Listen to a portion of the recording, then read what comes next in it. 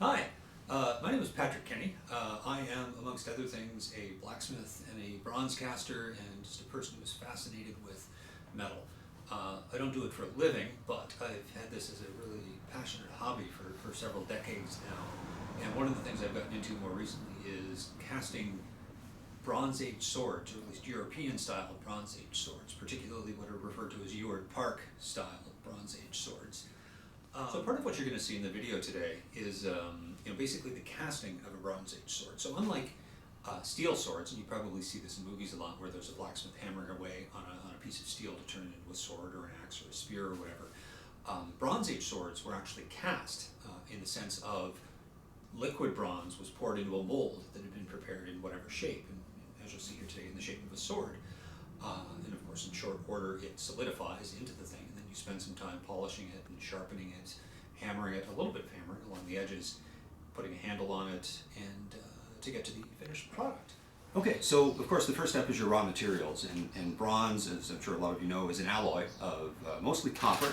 And for copper, I don't so much go to mines or anything like that. I just try to harvest or recycle or buy older copper cables, and ideally the thicker the better, less stripping involved. And for tin, well, there isn't really a great source for tin around here, but what I do have access to is Value Village and thrift stores and that sort of thing. And if you're discerning and discriminating, if you go into the housewares section, the metalware, you can often find pewter objects, which are, and if you get, again, very careful about which brands you get, they are, or they can be, up to 95, 96, 97% tin. With the remainder there being things like perhaps a little bit more copper, maybe a little bit of silver. If it's older, maybe a little bit of lead, although modern pewter doesn't typically have lead in it for at least foodware and that kind of thing.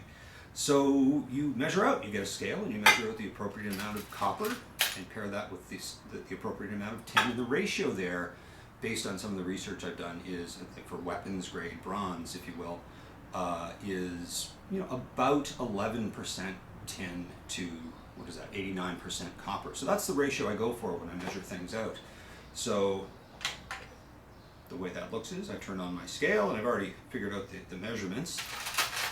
And I will, based on the calculations, sorry for not getting a little bit fussy, just begin packing the crucible with its charge, the appropriate amount of copper that I've worked out.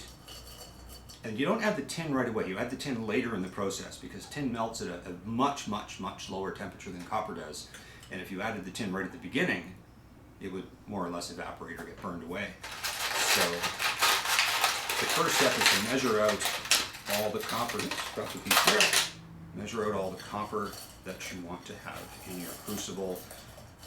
And you keep an eye on the weight, that's getting pretty good there.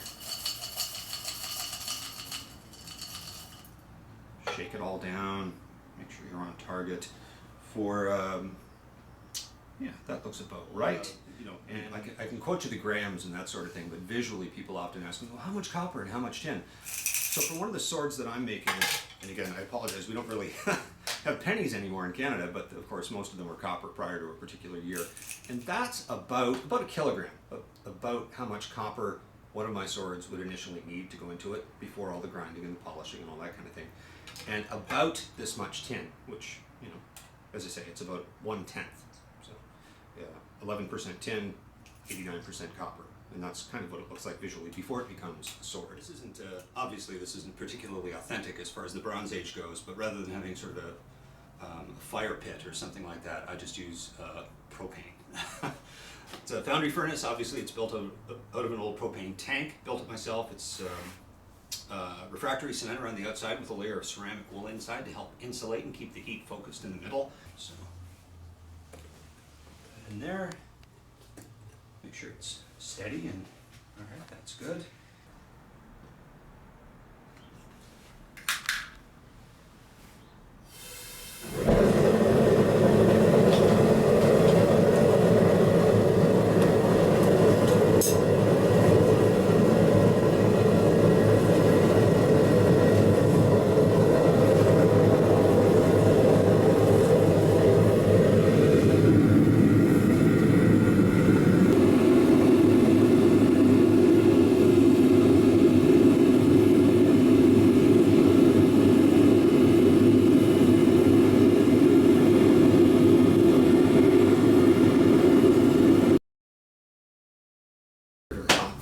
2,000 degrees.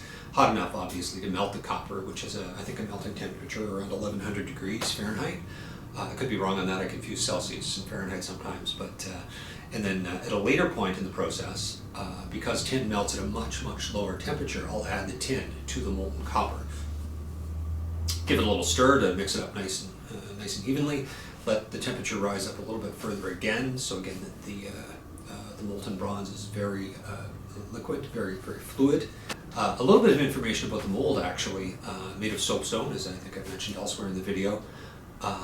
It will be preheated, though, by which I mean the mold, and it won't be particularly accurate historically, because I can't set my molds next to a fire, which is how they would have done things in antiquity.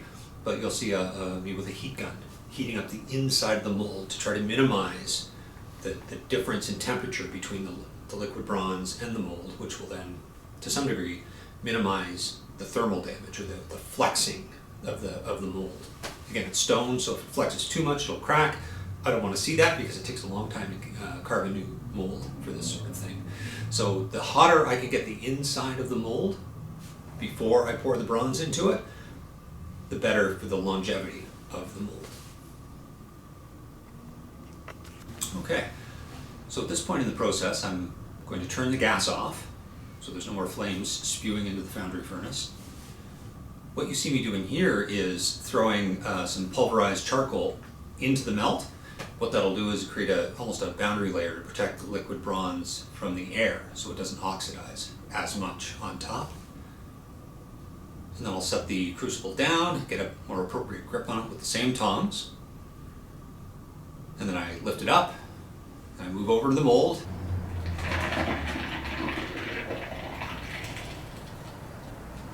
It makes a nice gurgly noise. And now I stop pouring and I pour the excess into just this little ingot mold I have on the side here. And I'll wait for everything to cool. In fact, the sword inside the mold right now is probably already solid, but we'll just give it a little bit more time to cool. Okay, so let's take this out here and we'll see how we did. Give myself a little bit of chain.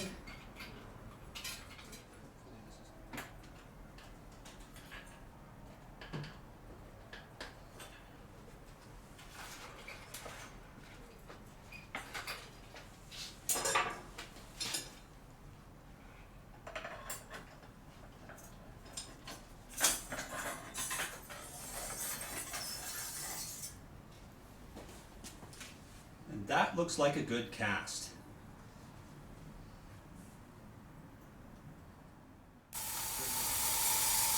Now I don't actually need to do this right now, but I want to hold it and look at it more closely, so I'll just cool it off and then I can touch it.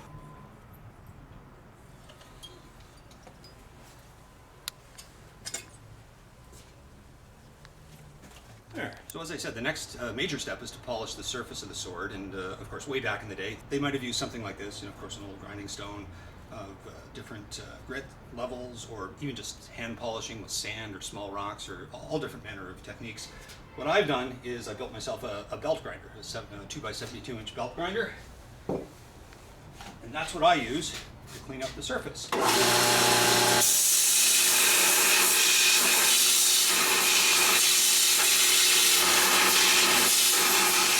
Very rough grit, but you can start to see the bronze coming out underneath. And I'll go through 2 or 3 levels of grit on this belt grinder before I switch to the angle grinder you saw before with finer and finer and finer grit levels.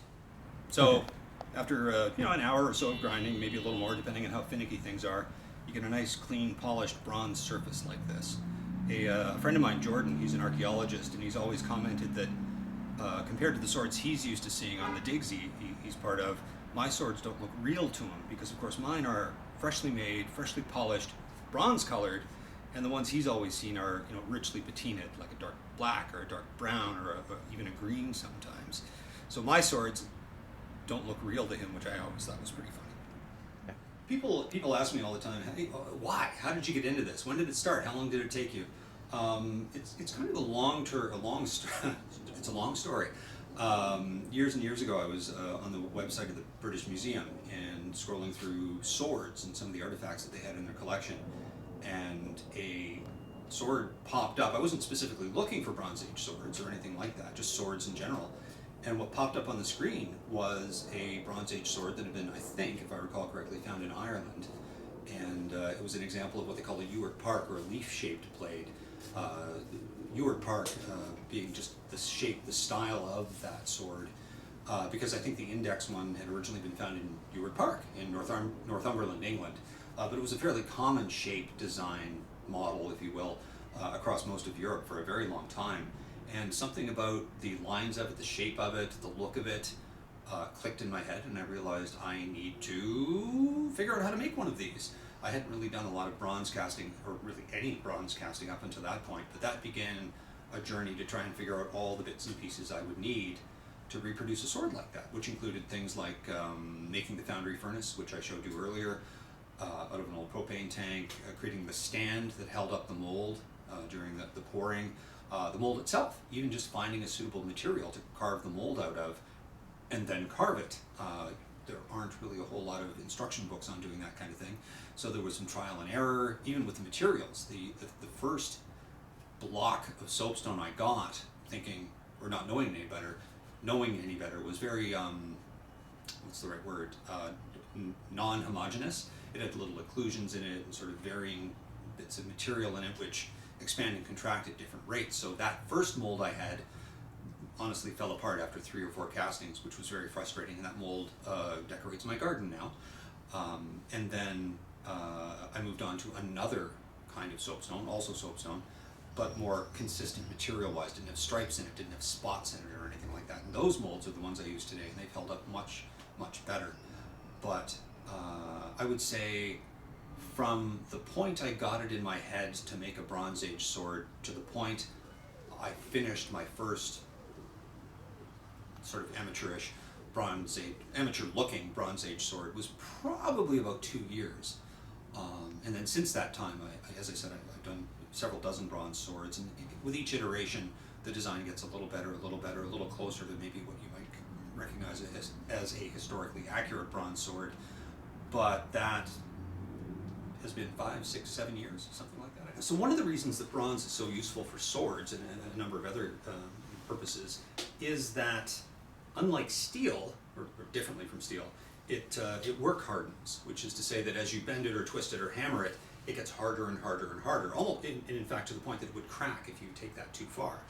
And what that means practically for a sword like this is that in antiquity, and what we're going to do here now, is you would hammer just the very edge along both sides, and what that would do is create almost like a wafer along there that would take and retain a sharpened edge much longer to be more durable. And then of course the back, the thicker part along the spine of the blade, would be a little softer and therefore be able to absorb shocks and things like that. But again, that sharp edge is a key feature of a lot of Bronze Age swords. And I'm not entirely sure how they might have done that in antiquity, other than perhaps with stones or the odd bit of proper iron or steel that they had access to.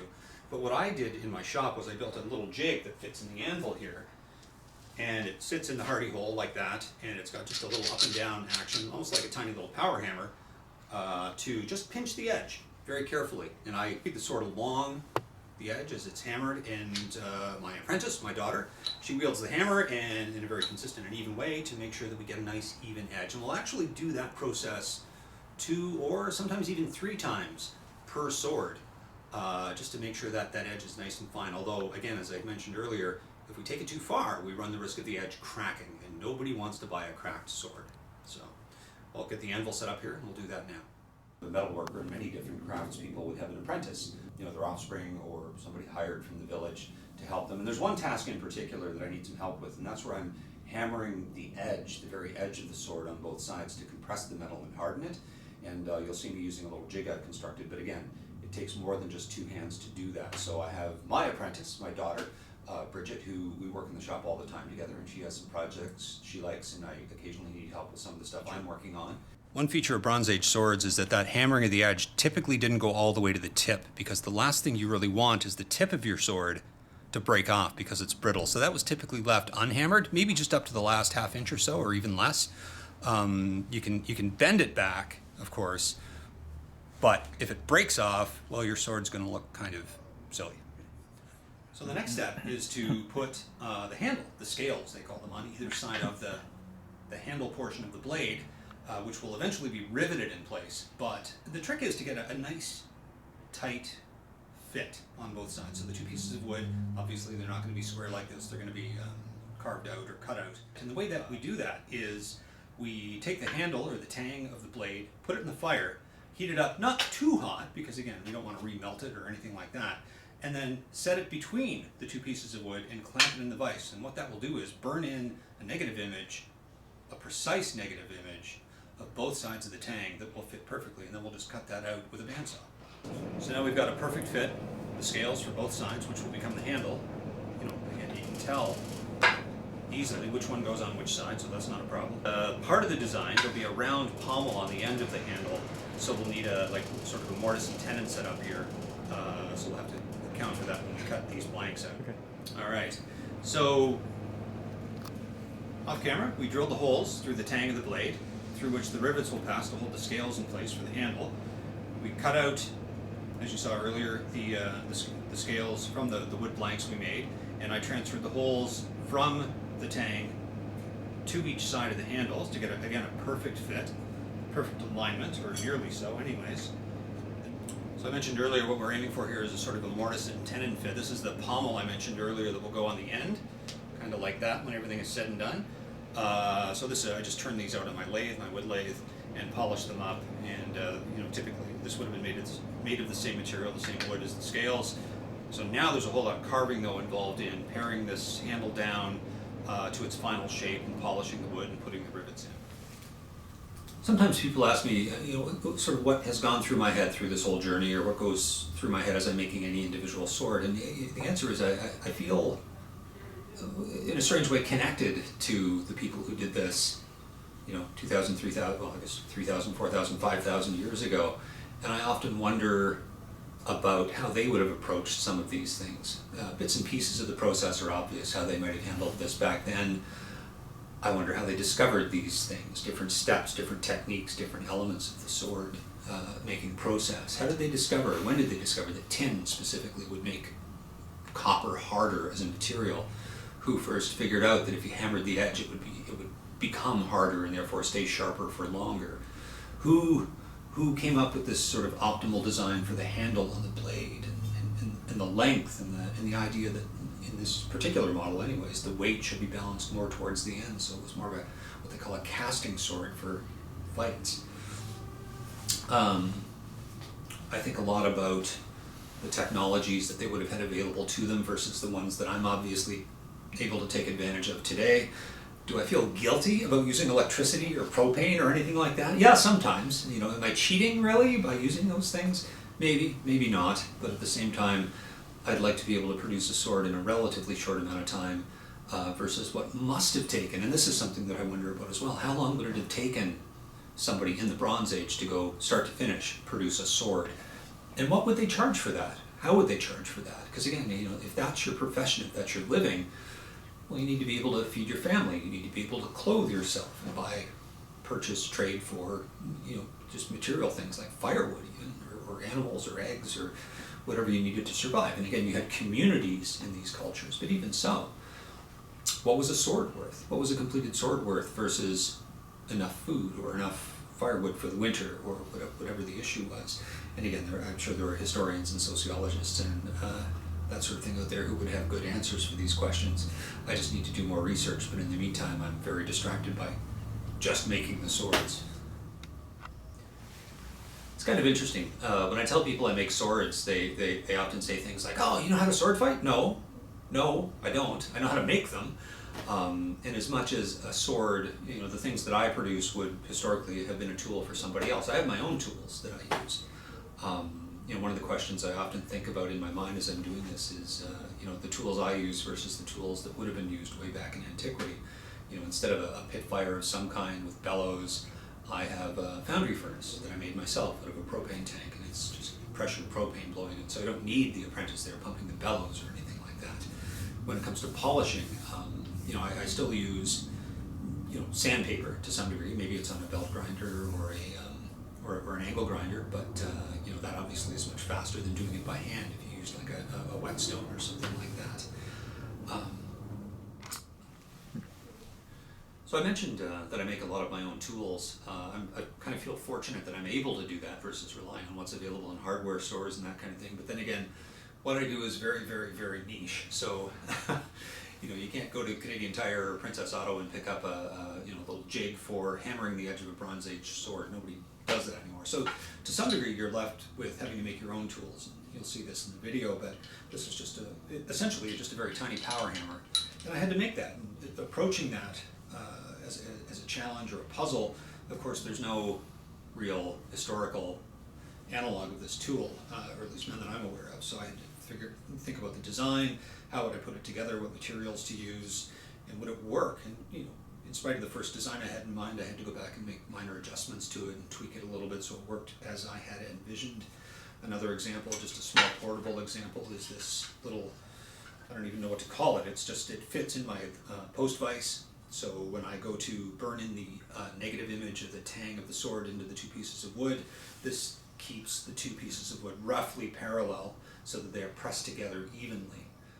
Okay, so I've taken some time and I've carved the handles into the shape I think they should be in, and I say that because most of the handles from the Bronze Age, at least the ones that were made of wood, have long since rotted away. So we don't have a really, really, truly good universal understanding of what wooden handles might have looked like. You can infer things from the shape of the remaining blade and some of the bronze cast handles that some cultures put on the end of the swords, on the handle end of the sword. But I suppose to a degree we're allowed a little bit of artistic interpretation here, especially if you're the one making it. So essentially these are the two sides of the handle, the scales if you will, and they'll go together on either side of the blade with rivets through the holes. And then, as I said earlier, I think sort of a mortise and tenon structure here, this pommel will go on the end like that. And that seems to have been a common enough thing. And presumably this was, if you're up close and personal with somebody in a sword fight, you could also use this as sort of a blunt force weapon. So next thing we're going to do is cut the rivets that will go through here, and they're just copper bars.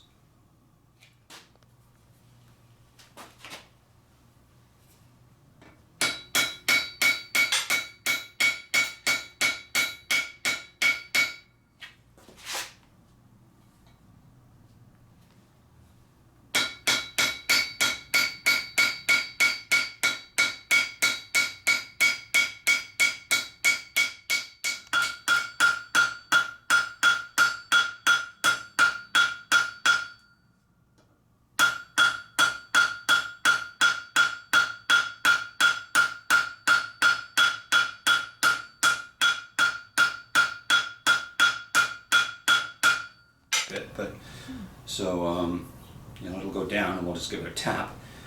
What I have to put in though first is, let go you. Last step, we've got still just a little gap in between the kind of the post here that the pommel is going to fit onto.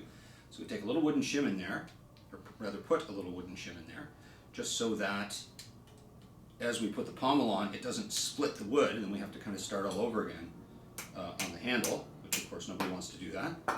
So then we take the pommel that we've already made on our lathe, push it down, and getting a nice tight fit is very important. You can use wood glue as well, but ideally you just want to make sure that it's a perfectly tight fit and that it fits all the way down. And we don't use a metal hammer for this, we use a wooden hammer so we don't deform anything. But having put that in place now, we've pretty much got a full sword.